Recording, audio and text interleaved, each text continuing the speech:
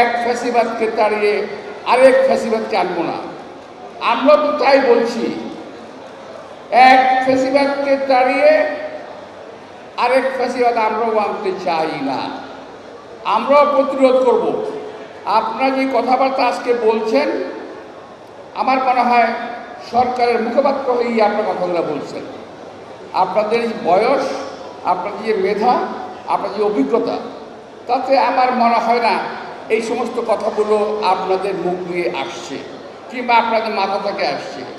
এটা অন্যজনের প্ররোচিত কথাবার্তা আপনারা বলছেন, এতে কোনো লাভ হবে না।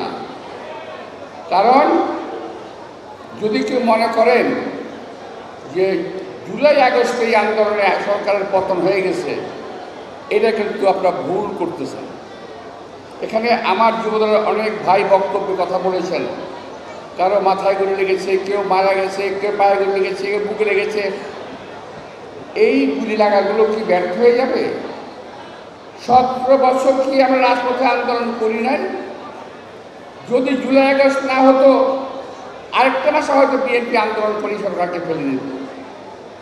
আমি একটি কথা বলতে চাই, অনেকে গ্রহণ করতে পারেন, নাও করতে পারেন। সম্ভবত 28শে অক্টোবর,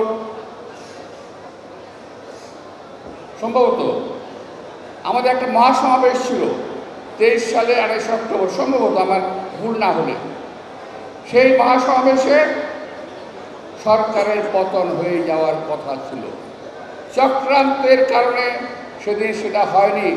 সেই দিন যে জনসমাবেশ হয়েছিল, ওই সমাবেশ থেকে যদি ঘোষণা দেওয়া সম্ভব হতো, তাহলে এই সরকার থাকে না। ওই দিন যেভাবে গুলি করেছিল বিএনপির মিছিলের উপরে, মিটিংয়ের উপরে, বিএনপি নেতা কর্মীরা আহত হয়েছিল, এটা ভাষায় প্রকাশ করা যাবে না। মঞ্চে আমরা অনেকেই ছিলাম, এখানে যারা উপস্থিত আছেন অনেকেই মঞ্চে ছিল।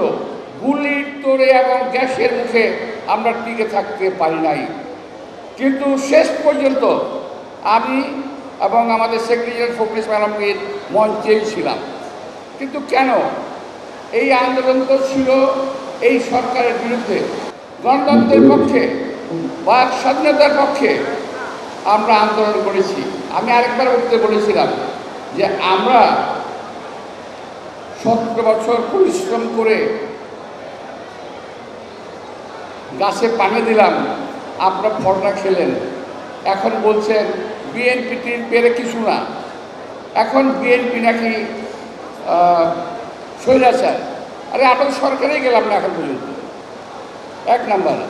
আর বিএনপি যখন ইতিপূর্বে সরকারে ছিল, আমাদের নেতা শহীদ রাষ্ট্রপতি জিয়া রহমান সরকারে ছিলেন, যিনি বহুদলীয় গণতন্ত্র কায়েম করেছেন, প্রথম সংস্কার করেছেন শহীদ রাষ্ট্রপতি জিয়া রহমান। দ্বিতীয়ত, দেশনেত্রী বেগম খালেদা জিয়ার নেতৃত্বে ক্ষমতা হস্তান্তর হয়েছিল। মনে আপনাদের অনেকে জানেন না, অনেকে মনে নাই, আমাদের সিনিয়রদের অনেকে মনে আছে। শহীদ রাষ্ট্রপতি দেশনেত্রী বেগম খালেদা জিয়া বঙ্গভবনে গিয়ে পল্টনে মিটিং করে ক্ষমতা হস্তান্তর করেছিলেন। যদি শেখ হাসিনাবাজের যথারীতি ক্ষমতা হস্তান্তর করতেন, দেশে আজকে এই অরাজক পরিস্থিতির সৃষ্টি হতো না। আজকে আরও একটি কথা যেটা শুনলাম, কিনা মাজেদ নাকি সাজেদ, মেজর দেশে বসে চক্রান্ত করছে, সরকারকে কী করবে কিংবা দেশে একটা অবরণ ঘটাবে। এই সমস্ত চক্রান্ত কিন্তু আমরা বুঝি।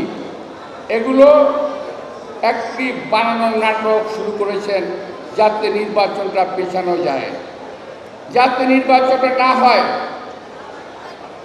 কিন্তু একটা কথা মনে রাখবেন, দেশের মানুষ 17 বছর আন্দোলন করেছে কিন্তু ভোটের জন্যে।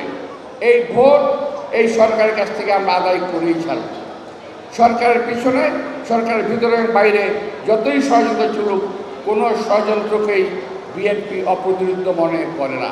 ইনশাআল্লাহ আমরা আমাদের নেতা তারেক রহমানের নেতৃত্বে গত 17 বছরের মতোই আগামীতে প্রয়োজন পড়লে আরও 17 বছর আন্দোলন করব, কিন্তু কোনো অরাজক পরিস্থিতি কিংবা কোনো স্বৈর শাসককে আমরা প্রতিষ্ঠিত হতে দেব না। আমি স্বৈর শাসকের কথা বলছি এই কারণে, কয়েকটা বাচ্চা ছেলেপেলের মুখের কথায় মনে হচ্ছে তারা যা বলবে তাই দেশের লোকের মানতে হবে। আমরা তাদের মনে বাপদাদার চাকর বাকর মনে হয়। দেশের মানুষকে তারা মানুষ মনে করে না, দেশের নেতৃবৃন্দকে তারা নেতা মনে করেন না, মনে করেন তারাই নেতা। কারণ গদির লোক পেয়ে গেছেন তো, এরা আর ক্ষমতায় ছাড়তে চান না।